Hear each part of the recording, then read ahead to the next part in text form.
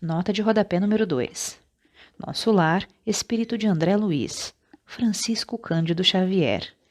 Editora FEB, Rio de Janeiro. Retornando ao texto.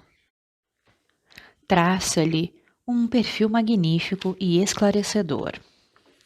Vi a cidade com alguns detalhes, guardando ao despertar toda a recordação da experiência daquela noite maravilhosa que se interrompeu, em pleno amanhecer, quando o espírito que me acompanhava convidou-me a regressar à terra. Não podia perder a visão de tão belo acontecimento. E assim, resolvi desenhar, retratando o que me foi possível conhecer naquela rápida visita. Esclareço que não sou desenhista. Por isso os desenhos que elaborei, procurando retratar o que vi, não podem ter pretensão técnica nem bastarem para refletir inteiramente a beleza das formas gravadas no papel. Apesar disso, fiz o desenho e guardei-o, sem revelar nada a ninguém. Depois de 3 anos, repetiu-se a experiência, com mais nitidez. E pude ver além do que havia visto, enquanto volitava sobre a cidade, embebendo-me nos detalhes de sua paisagem. O amigo espiritual que me conduzia deixou-me num departamento da cidade e foi para outro, atender às tarefas que lhe competiam.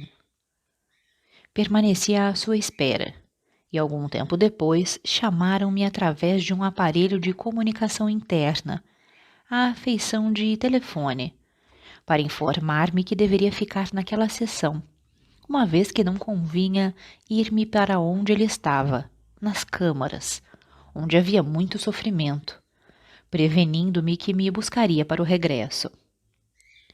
Acordei com um encaixamento brusco no corpo, sentindo ainda uma espécie de tontura da volitação, mas com a consciência integral de tudo o que havia visto.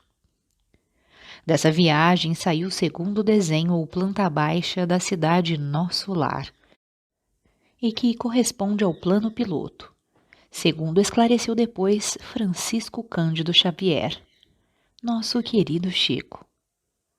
Devo esclarecer, no entanto, que, embora a forma seja a verdadeira, a cidade não se circunscreve ao número de casas e de quadras indicadas no desenho, apenas para efeito ilustrativo. Uma vez que se trata de uma cidade de vastas dimensões, que abriga cerca de 1 milhão de habitantes. Entusiasmada com o segundo desenho, mostrei-o a algumas pessoas mais íntimas e de minha confiança. Uma delas foi um primo, que levou a notícia a Francisco Cândido Xavier. O bondoso médium de Uberaba se interessou e pediu-me que lhe levasse os desenhos.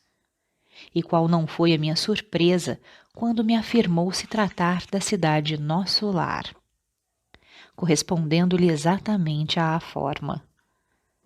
Sob estímulo de seu carinho e compreensão, procurei grafar outros detalhes da cidade que estão oferecidos neste livro.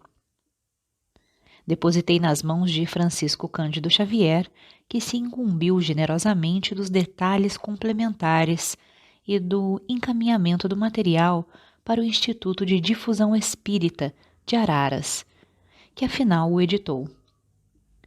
Na oportunidade, devo agradecer a Deus e aos bons espíritos pela participação que tive neste trabalho, rogando escusas, inclusive aos leitores, pelas deficiências naturais impostas pelas minhas limitações pessoais. Eigorina Cunha, Sacramento, 4 de fevereiro de 1983. Cidade no Além. 1. A cidade Nosso Lar. Na vasta bibliografia mediúnica do médium Francisco Cândido Xavier, a cidade espiritual conhecida como Nosso Lar foi a primeira sociedade urbana da vida maior retratada com detalhes. Foi no livro do mesmo nome, editado pela Federação Espírita Brasileira, que o espírito de André Luiz, relatando suas experiências, forneceu descrições pormenorizadas acerca da organização da sociedade comunitária e das edificações que lhe servem de apoio material.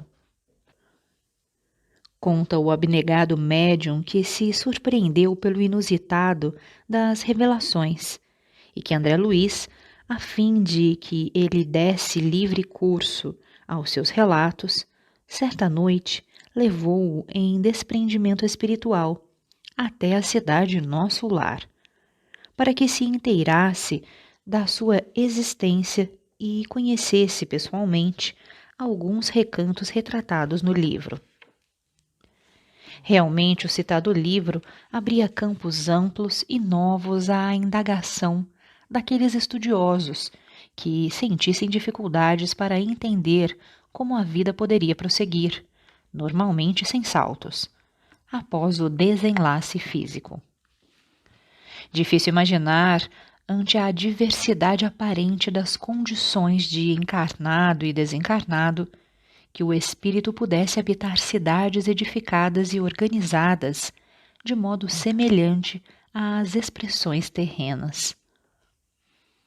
Os espíritos disseram a Allan Kardec, nota de rodapé número 1, questão número 234, o Livro dos Espíritos. Retornando ao texto. Os espíritos disseram a Allan Kardec que no mundo espiritual viviam em, abre aspas, espécies de acampamentos, de campos para se repousar de uma longa erraticidade, estado sempre um pouco penoso. Fecha aspas. Não se podia, é verdade, dar largas à imaginação para especular acerca do que seriam realmente essas espécies de acampamentos, por falta de referências mais claras que induzissem à idealização de comunidades de espíritos, habitando cidades estruturadas em edificações de natureza sólida, sobre terreno fértil à vegetação, e em tudo com estreita semelhança ao que conhecemos na crosta. Mas, a partir das informações veiculadas por André Luiz, passado o espanto natural que as revelações causaram, reconheceu-se que não poderia ocorrer de forma diferente. Habituados durante muitos séculos à idealização do céu e do inferno, em termos sem correspondência com as expressões humanas, ainda mesmo diante das revelações contidas nas obras da codificação, nos recusávamos a aceitar o óbvio. Se o espírito sobrevive ao corpo, e provas dessa sobrevivência foram abundantes a partir do surgimento da doutrina espírita, e se, por outro lado, os espíritos nos asseguravam que nos reuniríamos em famílias e agrupamentos, e que a vida continuava sem grandes mudanças depois da morte física, por que haveria de ser tão discrepante em relação aos moldes da vida terrena? Pelas recordações da vida espiritual, organizamos a vida terrena, e André Luiz nos mostra que esta é uma cópia imperfeita daquela. A partir da edição do livro, a cidade Nosso Lar ganhou o coração e a imaginação de todos os espíritas, que identificaram nela um modelo alentador das organizações e situações que aguardam o ser humano após a desencarnação. E por que não dizer um estímulo ao aproveitamento da existência física para conviver depois em comunidades idênticas ou melhores? Se a revelação trazida por André Luiz esperou 86 anos após a edição de O Livro dos Espíritos, agora, quase 40 anos depois do surgimento do livro Nosso Lar, o alto nos permite mais algumas informações, ensejando-nos receber, através do trabalho mediúnico de nossa irmã Eigorina Cunha, de Sacramento, o plano piloto da cidade espiritual, que é o objetivo deste livro. A cidade Nosso Lar, segundo informações veiculadas por André Luiz, foi fundada por portugueses distintos, desencarnados no Brasil, no século XVI, a partir de onde se localiza atualmente a governadoria. Conta que naquele trato de terra, onde se vêem edifícios de fino lavor e onde se congregam vibrações delicadas e nobres, os fundadores encontraram, abre aspas, as notas primitivas dos silvícolas do país e as construções infantis de suas mentes rudimentares, fecha aspas, devendo à custa de, abre aspas, serviço perseverante, solidariedade fraterna e amor espiritual, fecha aspas, conquistá-los e integrá-los para conseguirem seus objetivos. À época em que se pronunciou o amigo espiritual, a cidade contava com cerca de 1 milhão de habitantes. Tendo em vista que a cidade se divide segundo as necessidades de sua organização administrativa, permitimos-nos informar aos que ainda não leram o livro Nosso Lar que a Governadoria, órgão central, está assessorada pelo trabalho e organização de 6 ministérios, a saber, Ministérios da Regeneração, do Auxílio, da Comunicação, do Esclarecimento, da Elevação e da União Divina, que atuam nas áreas que os próprios nomes definem, sendo cada ministério dirigido por 12 ministros. Esclarecidos esses detalhes, passemos a considerar o plano piloto da cidade. Cidade no Além. 2. Plano piloto. Mencione-se desde logo que existem 2 desenhos. O primeiro, que abrange apenas a estrela, onde se localiza a governadoria e os conjuntos habitacionais, inscritos dentro dela, destinados aos trabalhadores de cada ministério. O segundo já engloba mais além os conjuntos residenciais, que, conquanto ainda afetos aos trabalhadores do ministério, podem ser adquiridos por estes através de bônus horas e são suscetíveis de transmissão hereditária. Também nele se vê a grande muralha protetora da cidade. A cidade tem a forma de uma estrela de 6 pontas, localizando-se a governadoria no centro do círculo em que está inscrita a estrela. Da governadoria partem as coordenadas que dividem a cidade em 6 partes distintas, afetas cada uma ao mesmo número de organizações especializadas, em que se desdobra a administração pública, representadas, como já se disse, pelos Ministérios da Regeneração, do Auxílio, da Comunicação, do Esclarecimento, da Elevação e da União Divina. Assim, a cidade está dividida em 6 módulos, cada um deles partindo da governadoria, junto à qual se eleva a torre de cada ministério, configurando-se como o centro administrativo.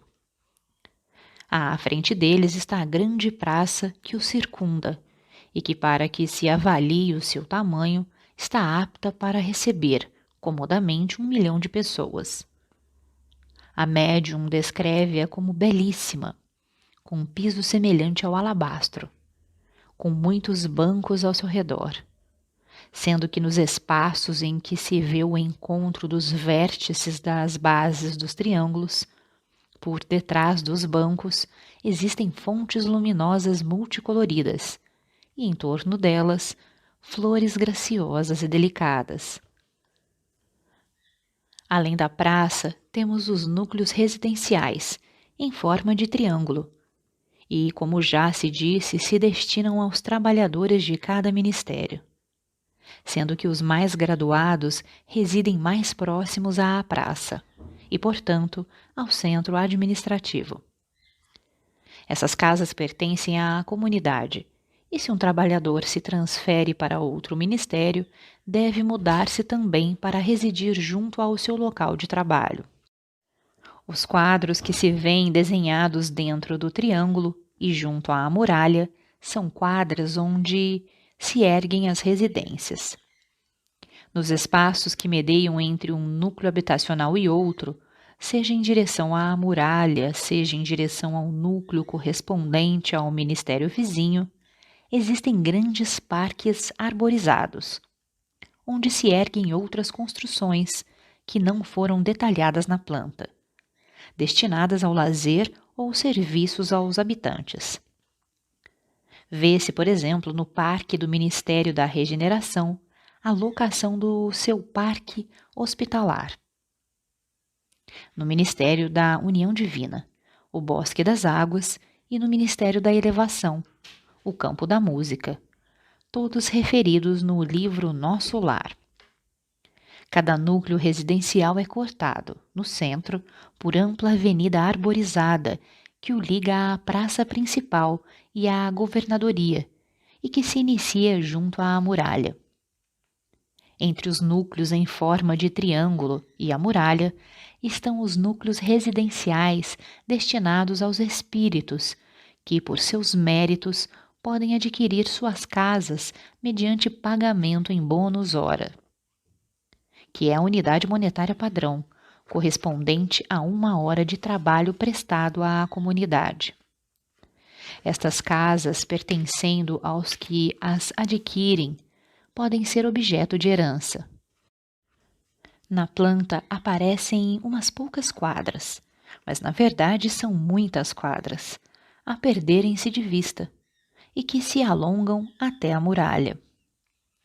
Circundando toda a cidade está a grande muralha protetora, onde se acham assestadas as baterias de projeção magnética para defesa contra as arremetidas dos espíritos inferiores. O que não deve estranhar, porque, como sabemos, a cidade está situada numa esfera espiritual de transição, abrigando espíritos que ainda devem se reencarnar. Por fora da muralha estão os campos de cultivo de vegetais destinados à alimentação pública. A planta da cidade, no entanto, carece de medidas que nos propiciem uma exata compreensão do seu tamanho. Mas poderemos imaginar sua magnitude pelas referências que André Luiz nos faz. É uma cidade amplamente disposta para 1 milhão de habitantes. O aeróbus correndo numa velocidade que não permite fixar os detalhes da paisagem.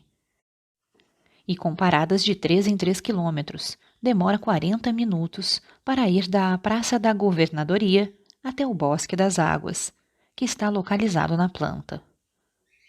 Em síntese, é o que nos mostra o plano piloto da cidade, configurado na planta que nos veio ao conhecimento por intermediação de nossa irmã Egorina Cunha.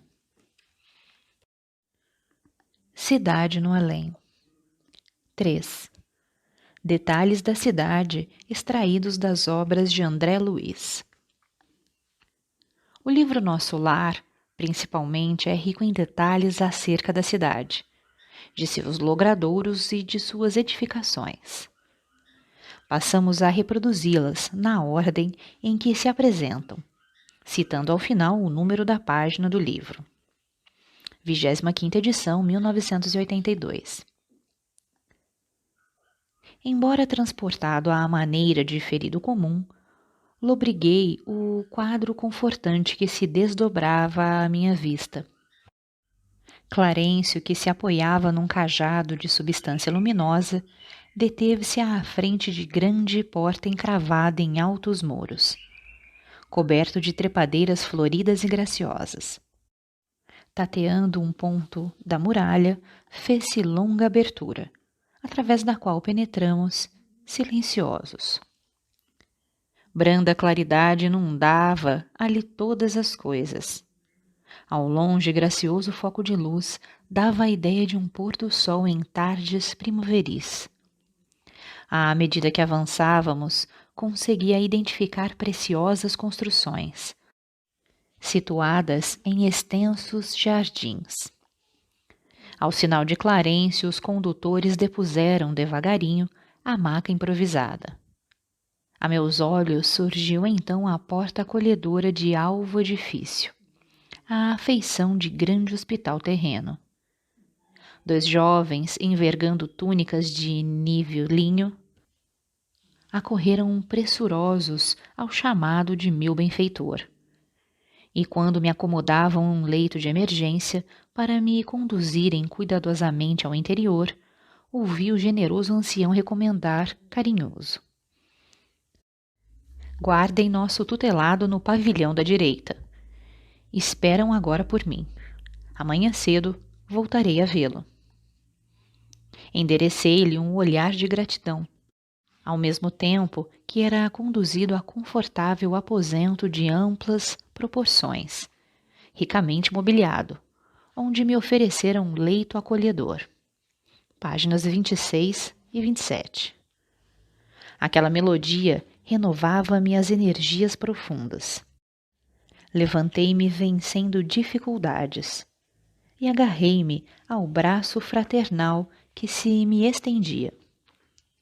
Seguindo vacilante, cheguei à enorme salão, onde numerosa assembleia meditava em silêncio, profundamente recolhida.